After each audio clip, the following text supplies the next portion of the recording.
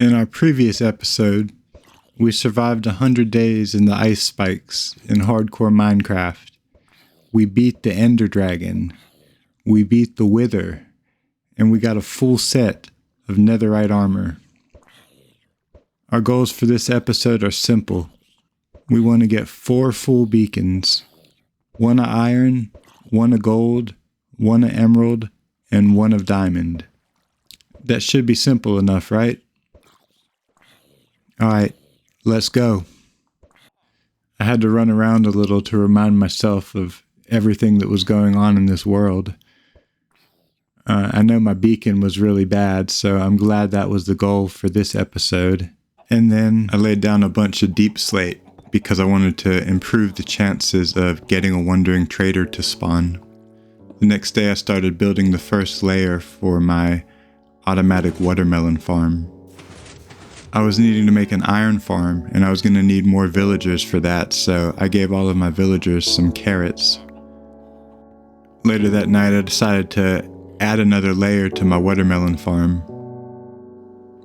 I have this villager right here, and he'll give me 1 emerald for every single watermelon that I trade him. This iron farm is designed by Shulkercraft, and I'll put a link in the description if you want to check out their video to see how to build it yourself.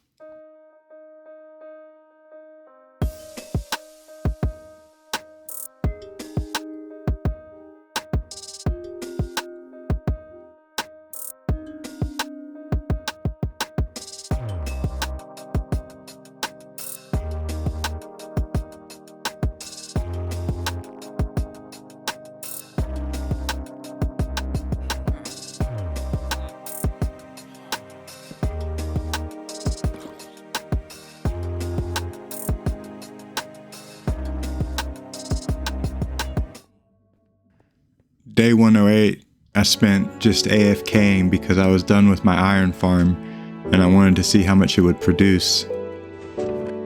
I spent a couple days clearing out land because I was running out of space on my lake bed, and I was wanting to build this automatic crop farm, and I needed a lot of space for that.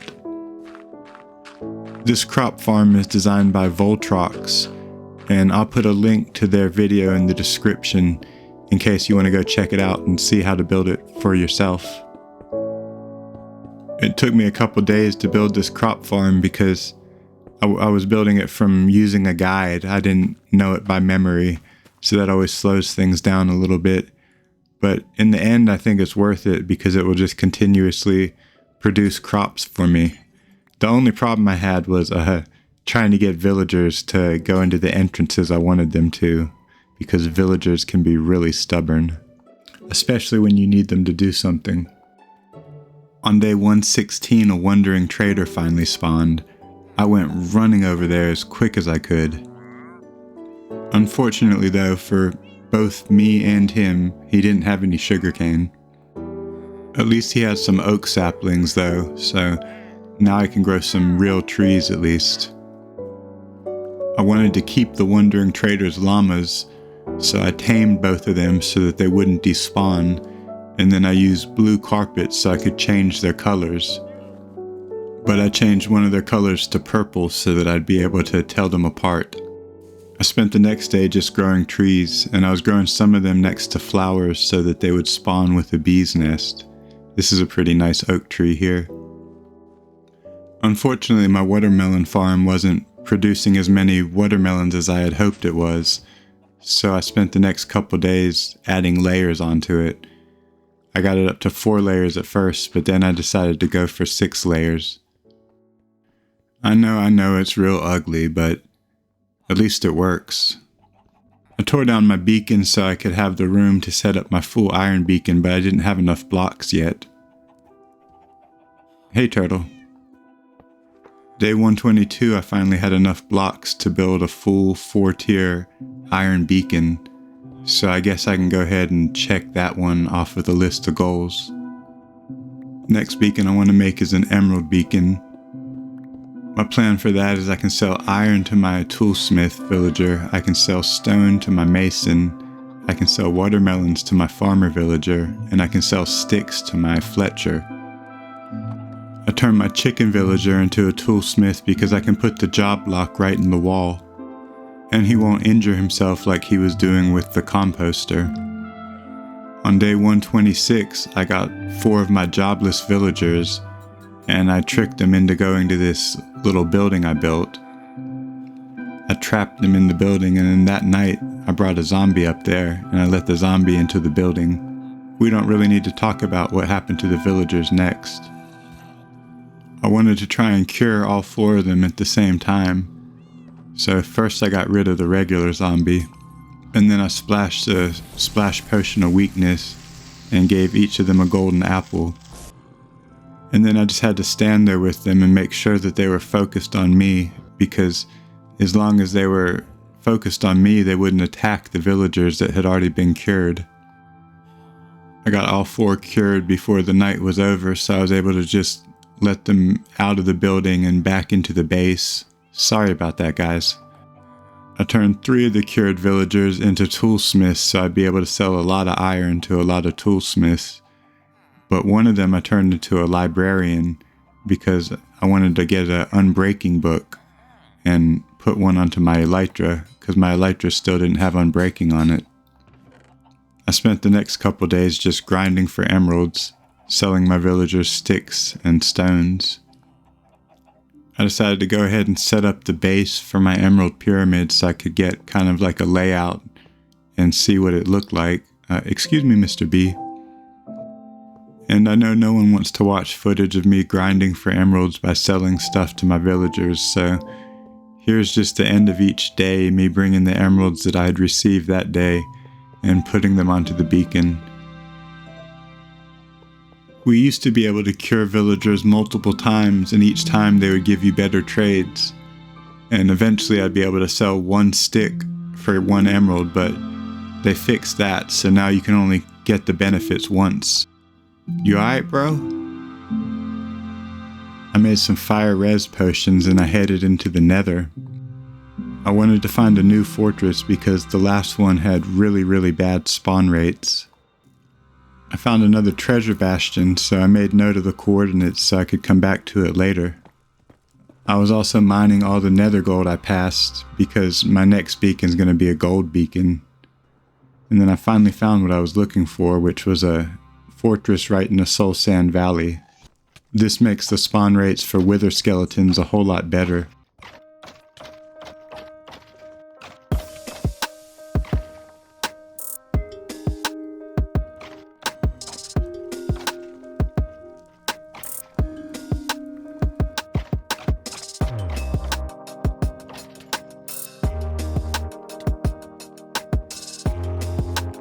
I got a little bit lost on the way back to my portal, but I got back to it on day 140.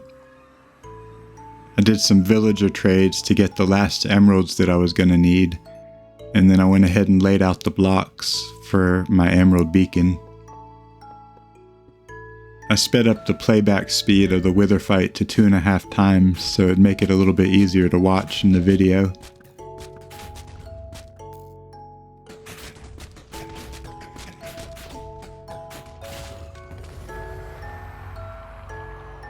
That's 1 down.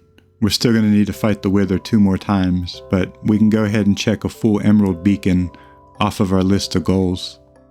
The next beacon we're going to make is a gold beacon, and we already had a little bit of gold, but not nearly enough, so we need to get a lot more.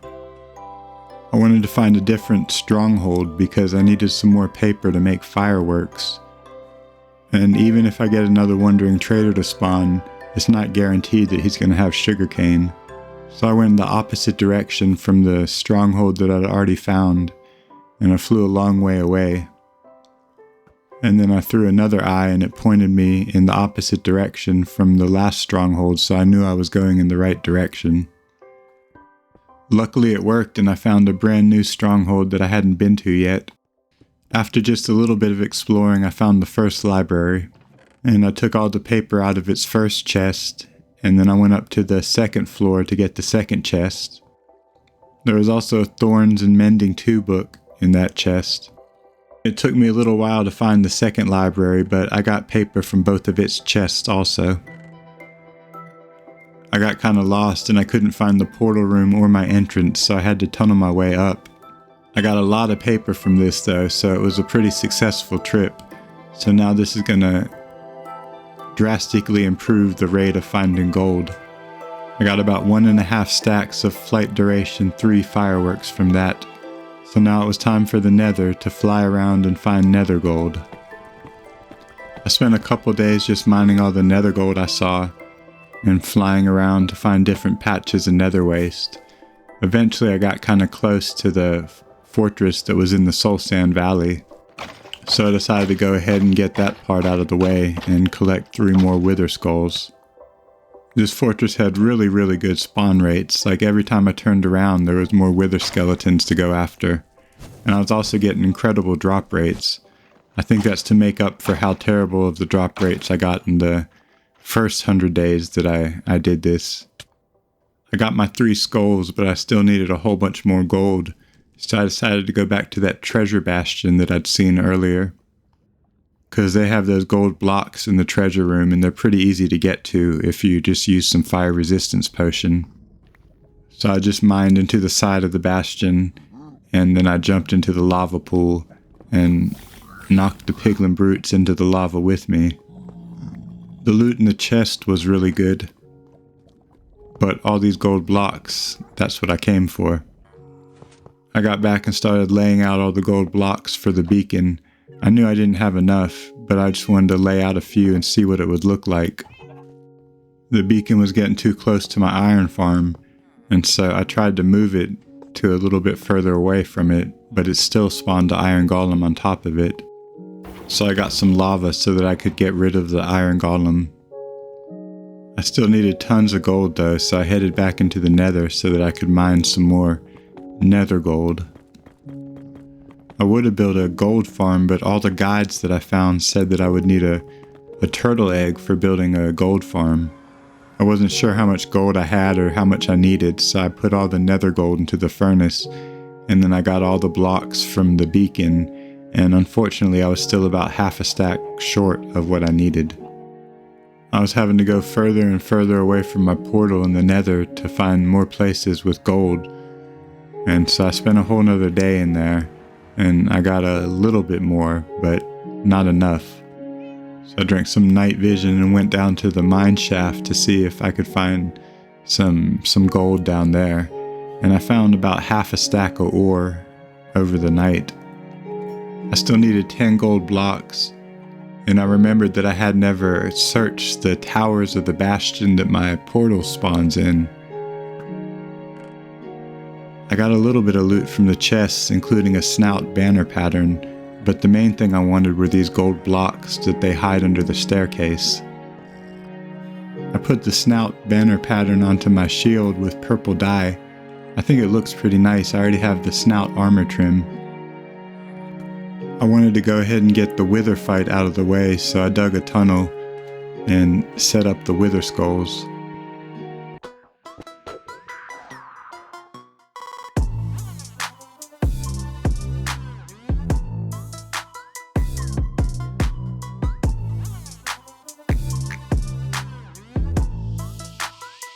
And there it is, 2 out of 3 done. I took a little damage that time. I decided to relocate my nether portal because I want to use the space to build my beacon. I was still short just a little bit of gold though, so I drank some night vision and went down to the mine shaft, and I pretty quickly found some gold ore. And here it is, on day 155, we finally got our full gold beacon completed. We can go ahead and check that off the list also. So now all we have left is a full diamond beacon, and that's not going to be easy.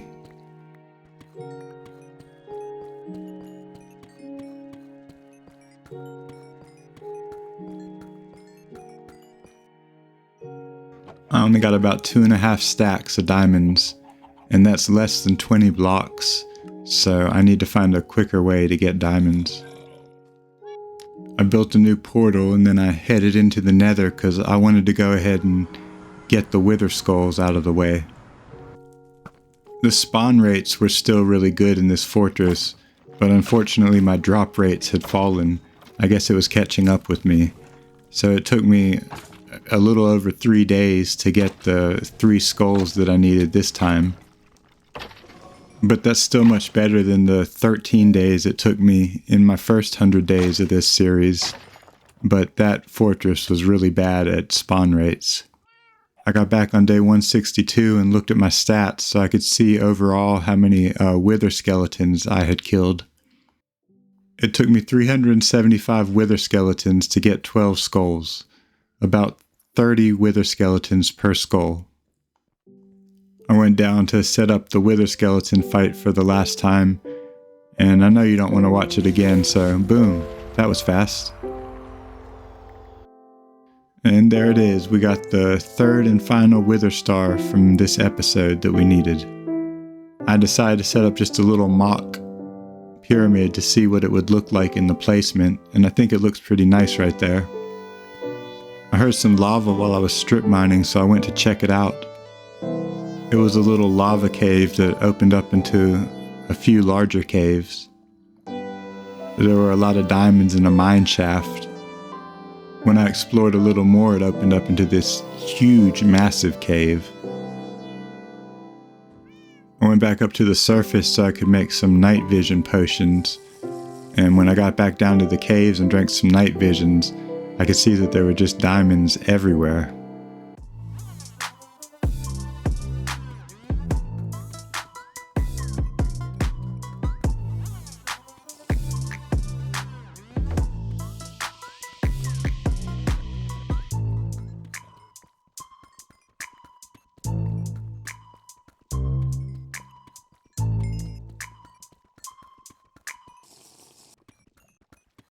I ran out of night vision potions, so I had to go back up to the surface, and I turned the diamonds I had into blocks, and I added those to the beacon. I was still going to need a ton more diamonds though, so I made up some more night vision and I went down to the mine shaft to see if I could find some exposed diamonds. I got a little lost and had to tunnel my way out of the mines the next day. I was adding all the diamonds as I got them to the beacon, so I wasn't entirely sure how many I needed, but I knew it was a lot more than I had. I'd already cleared out all the caves, so I was having to strip mine, and I was getting really bad luck with finding diamonds. There were a few spare diamonds in the mine shaft, but I was really finding more mobs than I was finding diamonds. One of the viewers of our last video came up with the perfect name for our chicken villager. Say hello to Rotisserie.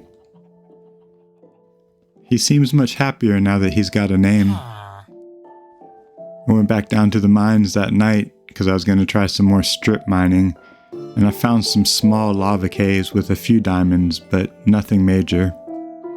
I made a chicken coop for some of the chickens. Don't worry, not for Turtle or Not Turtle, but for all the other chickens. I wanted to set up like a workshop area for my villagers because it was getting kind of crowded inside the houses. So I set up like a wall in the courtyard while they were sleeping and brought all their job blocks out there. And the next day they seemed pretty happy with the new design. I decided to go flying around with my elytra trying to find some large cave openings because I'd already exhausted all the caves that were close to me. I found a pretty promising looking cave opening, and I drank a night vision potion and I jumped down in there, and it turned out to be a really good cave. And it kept extending, so I just ran through it mining all the diamonds as I passed by them. And it opened up into this huge lava cave with a ton of diamonds in it. I ran out of night vision potions, and I got back home on day 175. I ended up with 25 blocks of diamonds from that cave trip. That sounds like a lot, but it's not nearly enough, so I had to make up some more night vision potions and go looking for more caves. And I'd already explored all the caves that were close to my base, so I had to keep going further and further away trying to find new caves. I found what seemed like a good cave, but it was one of those jagged caves, and it didn't really get me that many diamonds. I'd wasted a couple days in there for just a couple stacks of diamonds, but I still had a little bit of night vision potion left, and I found another cave, and this one seemed much more promising. And this really was a good cave. I could see diamonds immediately. I found a vein of deep slate coal, which is pretty rare, so I mined all of it up. I was starting to run low on night vision potion though, and I didn't want to get stuck down in the caves without any night vision, so I started making my way back out. And then I flew back home with my pockets full of diamonds. I got 28 more blocks of diamonds from that cave trip. But I wasn't sure exactly how many blocks I needed or had, so I had to dismantle my beacon to see how many I would need.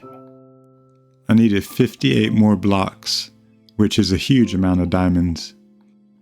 So I spent the entire next day just making up a whole bunch of night vision. I was having to travel much further away from my base. It took me a whole day until I found what looked like a decent cave opening. And it actually did turn out to be a really good cave system. There were diamonds everywhere, and there were a lot of mobs. I had to continuously fight off mobs, but I'm pretty overpowered at this point, so it wasn't that much of a problem. And sometimes I could just let creepers do the work for me. I found a mine shaft down there, and deep level mine shafts are always really good to find diamonds in. I'd been down there for days and I was starting to run out of night vision, and the last thing I wanted was to run out of night vision down there. I turned all the diamonds I'd mined this trip into blocks, and I ended up with 41 blocks of diamonds so far.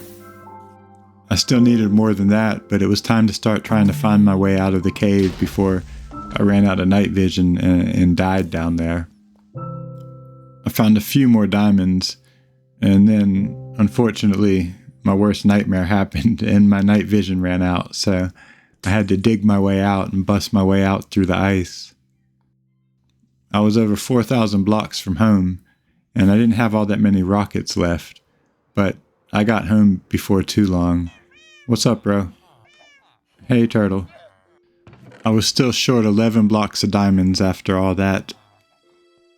So I went down to that close by massive cave, and I found some little branch caves around the sides of it, and I found a lot of diamonds. And then finally, on day 188, with this vein of diamonds right here, it gave me, down to the last diamond, the exact amount I needed. And here it is. A full diamond 4-tier beacon. It's beautiful. This is the biggest project I've ever done in Minecraft. It was a whole lot of work to get these 4 pyramids built, but it was a whole lot of fun also, figuring out the best way to do it. On day 189, I made a nice little fenced-in area for my llamas.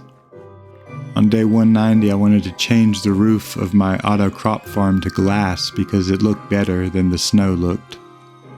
On day 191, I started working on this project, but I don't want to ruin the surprise, so let's skip ahead. It's a huge statue of Turtle. I figured they deserved a statue since they've been such a large part of this series.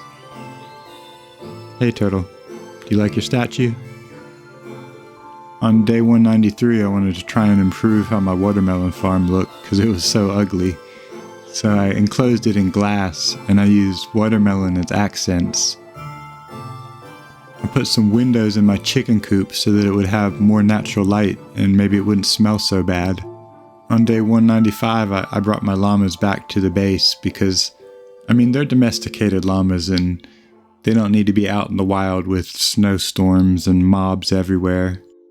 And by that night, the llamas were already back up to their silly behavior. Crazy llama, how'd you even get up there? I went up to my enchantment table to use up some of the levels I had, and I wanted to enchant my diamond hoe also. I got 2 sharpness 3 books that I combined, and then I put them on my sword that already had sharpness 4, so now it has sharpness 5, and that makes it basically the perfect sword. On day 197, I wanted to upgrade my diamond hoe with a netherite ingot so I could get the serious dedication achievement. Upgrade a hoe with a netherite ingot and then reevaluate your life choices. I decided to use that deep slate coal blocks I had to make like a little tribute to the dragon egg. On day 199, I kind of wanted to just go, what's up, Ro? I wanted to just go around and look at everything that we'd accomplished in this last 100 days. We got this little tribute to the dragon yesterday, and I think it looks pretty nice. And we built this iron farm, and it stood well this entire time. This watermelon farm looks a bit nicer now, and it's been pretty good. My chickens are happy, and this crop farm does pretty well. My bees seem happy, and I've tried my best to keep the population up. And I guess my biggest accomplishment is that diamond beacon. It was a huge amount of work. I borrowed Rotisserie's bed for the night. They're not using it anyway. And then I woke up and it was day 200. Thanks so much for watching.